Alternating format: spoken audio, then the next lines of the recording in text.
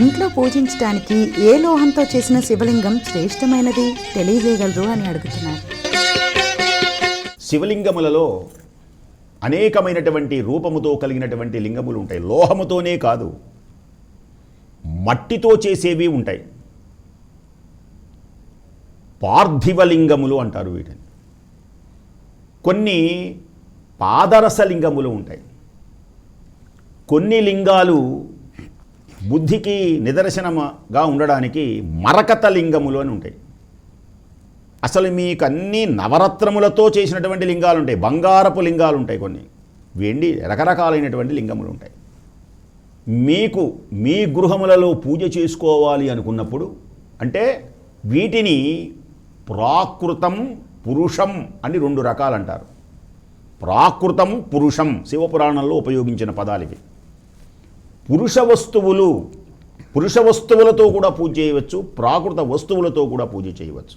అలాగే శివలింగాలు కూడా పురుషములు అంటే మనం ఈ పురుషుడు కాదు అక్కడ అర్థం. పురుషములు అంటే నిత్యము ఎప్పుడు శాశ్వతంగా ఉండేటువంటి వస్తువు అని అర్థం. ప్రాకృత వస్తువు అంటే ఇవేళ ఉండి రేపు వడబడిపోయేవి. ఇప్పుడు పురుష వస్తువులు అన్నాం అనుకోండి, వజ్రాలు, రత్నాలు, వైఢూర్యాలతో కూడా శివలింగ పూజ చేయొచ్చు. కాలం పాము చేసింది అలాగా.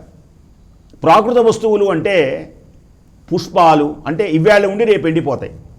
ఏనుగు చేసింది అంటే మనం మారేడు దళాలని, పుష్పాలని, ఇవి ఇలాగూ పూజ చేయవచ్చు, అలాగూ పూజ చేయవచ్చు. అలాగే శివలింగాలలో కూడా బంగారపు లింగంతో పూజ చేయవచ్చు. అలాగే స్ఫటికలింగం పూజ చేయవచ్చు, మరకతలింగం పూజ చేయవచ్చు, పాదరసలింగం పూజ చేయవచ్చు. ఇవి కాక చెక్కతో ఉంటాయి కొన్ని, అవి చేయవచ్చు. వీటన్నిటిలో అన్ని రోజు చేయవచ్చు. అంటే ఇవి శాశ్వతంగా ఇంట్లో ఉంటాయి.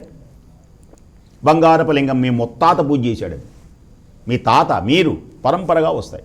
ఇవి కాక శిలాలింగములు ఉంటాయి. శిలలు, ఈ శిలలు దేనికని అన్నిటికంటే ఎక్కువగా శిలకు ప్రాధాన్యత ఇస్తారు, మరకతానికి ప్రాధాన్యత ఇస్తారు. అంటే ఎక్కువగా 80% శివలింగాలు చేస్తే ఇప్పుడు నేను చెప్పినటువంటి ఆ 20% వాళ్ళు బంగారపు లింగాలు, స్ఫటికలింగాలు చేస్తారు. స్ఫటికలింగ పూజ కూడా మంచిదే.